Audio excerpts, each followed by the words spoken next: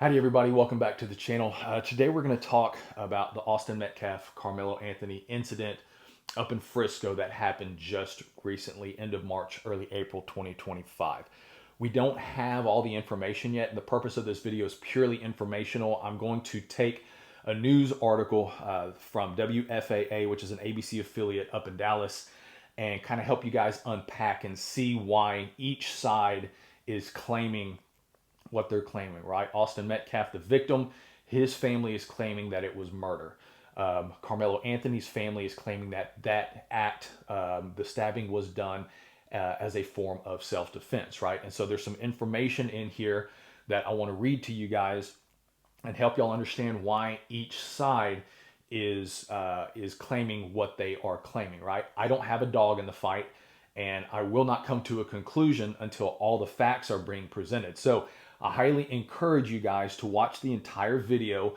Don't just wait till I go over one side and say, oh, he believes that way, or no, he believes that way. Please watch the entire video. I'm going to present both sides and let you guys know in accordance to use of force, self-defense law, use of deadly force under Texas law, why each side is coming to that conclusion. So from WFAA article, I will have a link down in the description below if you guys want to read it. This does the best job of compiling everything that we know at this point. So in Frisco, Texas, it was at a track incident. Karmelo Anthony was a student at a different school, stabbed Austin Metcalf, and Metcalf ended up dying from his stab wound. So we're going into the article. One witness reportedly told police that the victim, Austin Metcalf, had told the suspect, Karmelo Anthony, that he would need to move out from underneath the team's tent. Right, they were at a track meet. I'm not going to get into, why somebody's sitting under another person's tent. Why did he bring a knife? Does this relate to Kyle Rittenhouse? I'm not going to talk about any of that stuff. I will tell you this. Having participated on a track team before, guys, you meet people from other schools, and it is not uncommon for their bunch to be intermingling, right? I don't view that as like a turf war or something like that, right? You meet different people, you become friends. That's not uncommon.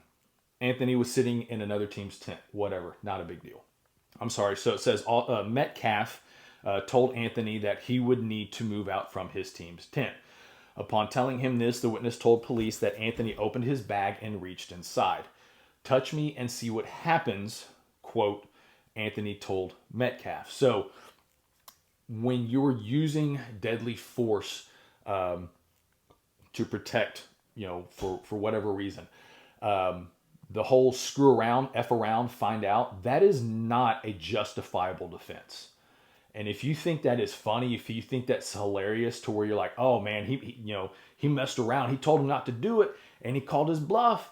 Guys, we call that the defendant, right? And if you don't believe me, go research Raul Rodriguez v. Texas. See how well that worked out for him, right? In Texas law, you cannot provoke another party. They retaliate, and you claim self-defense. You cannot instigate a conflict. The other person calls your bluff, and you claim self-defense. It does not work like that. I've got the link to a news article years ago on that, Raul Rodriguez v. Texas. So the screw around, find out, guys, that's not a legit defense to use deadly force, right? Metcalf then reportedly touched Anthony. The witnesses told the responding officer, and then Anthony once again told Metcalf to punch him and see what would happen. Soon afterwards, Metcalf reportedly grabbed Anthony to tell him to move. That's when Anthony pulled a knife from his bag and stabbed Metcalf. Metcalf reportedly started grabbing his chest, telling the people to get help, and the witness told police. The affidavit shows that another witness interviewed by police told the same story. In the affidavit, the arresting officer says that when he found the 17-year-old Anthony, Anthony replied, "I was protecting myself." Now, guys, there are some instances, right? The only time you can use deadly force to prevent an unarmed attacker is when you have what we call disparity of force. And we'll get into that. And that's what Anthony's team is claiming, right? So we'll talk about that a little bit. But there are instances outside of the home, 5 instances in when you can use deadly force to prevent death or great bodily harm. The great bodily harm, major broken bones, loss of consciousness, large or extremely painful wounds, loss of a limb or an organ.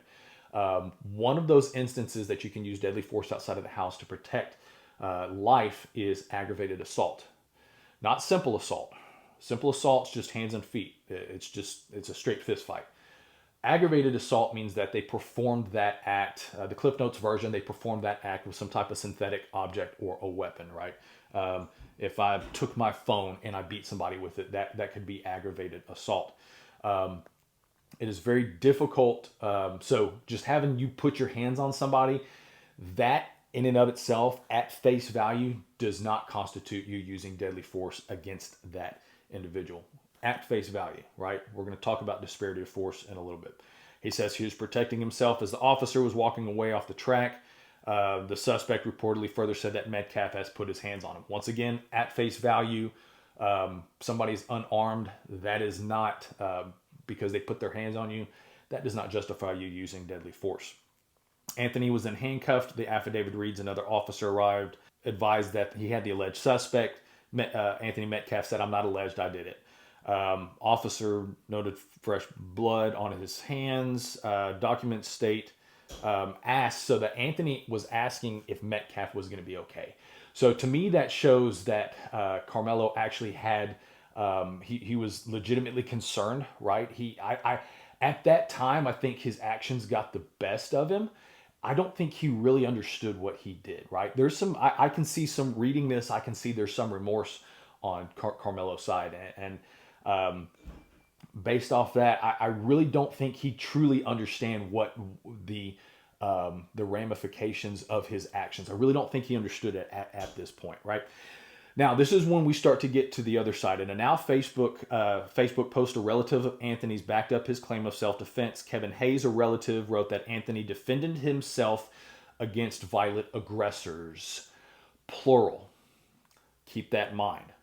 He called the victim and his twin brother bullies. Okay?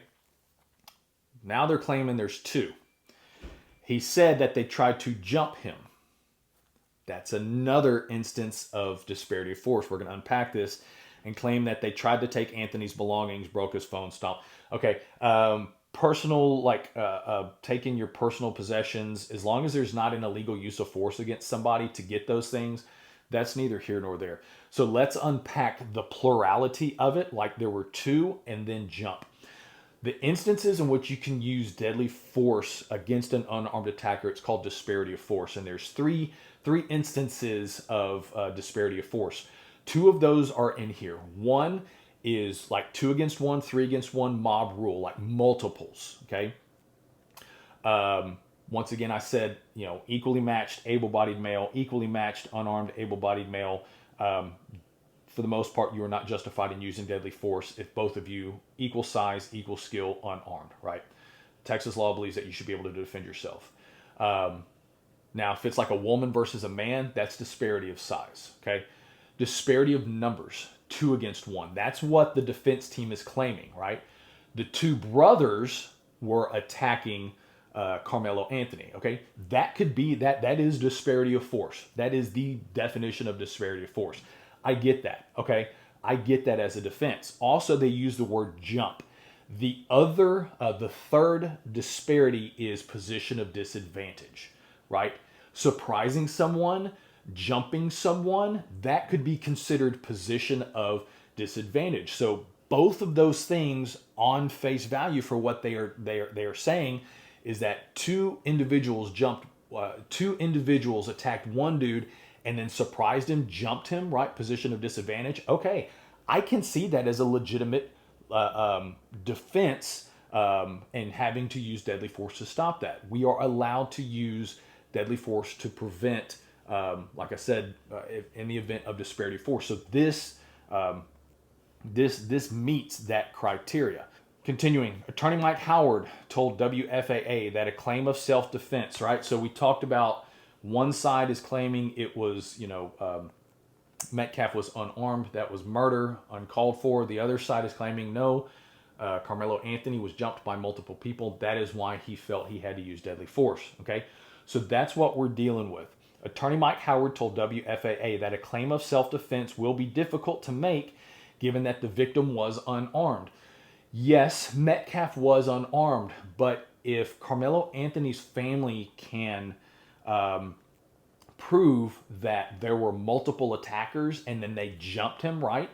That could be a case for self-defense, right? That's disparity of force, right? They could make that claim.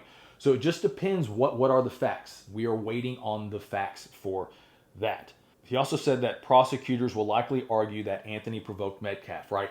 So that is something that we know that did happen. We've got multiple witnesses saying that Anthony did provoke Metcalf. That does not bode well for Karmelo Anthony's defense team, right? Once again, in Texas, you cannot provoke another party. They retaliate, you claim self-defense, right? You cannot instigate a conflict. So that doesn't help their case at all, right? And once again, Attorney Mike Howard said a person claiming self-defense cannot provoke the incident and then claim self-defense when they act. On the other side, they are likely going to argue that he was a young man, right? He was scared and he's been allegedly jumped by multiple people and he panicked, right? So once again, disparity of force, multiple people jumped, position of disadvantage.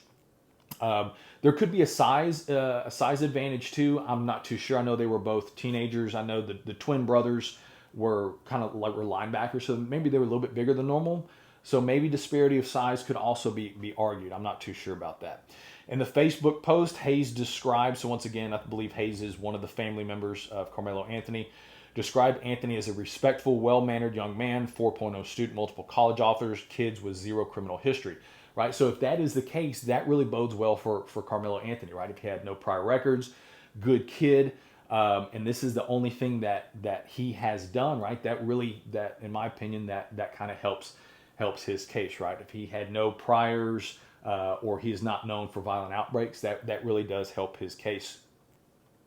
According to the affidavit, the knife Anthony allegedly stabbed Metcalf with was found in the bleachers. The tents were set up in the bleachers, right? So it's not like he threw it. And had reportedly, was in the bleachers. Anthony's being held in Collin County Jail where his bond is set at $1 million. As of recording this video, the bond was lowered to, I think, $250,000, and Karmelo Anthony made bail. UIL track meet has been postponed. You guys can read the rest of that. Okay. Nothing good is going to come from this incident. You have one dead individual, and then you have another young life who could potentially be ruined one way or another. If he's found guilty, then you now have two young adults, young men whose lives are basically gone, right? Guys, what I want this video is to serve is, once again, information. I want you to educate yourself and be knowledgeable on when we can use deadly force to protect either ourselves or an innocent third party, right? We can't go around,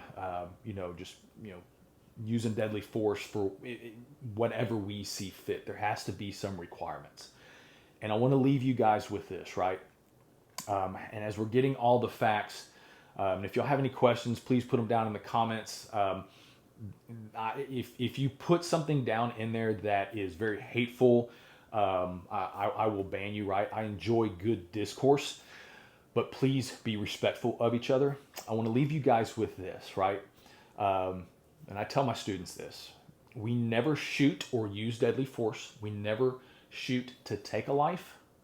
We only shoot to save a life, right? That's a quote from James Yeager. Once again, using deadly force, we never shoot. Using deadly force, we never shoot to take a life. We only shoot to save a life. Guys, I hope this video has been helpful. Be safe, be smart, be skilled. We'll catch you on the next one.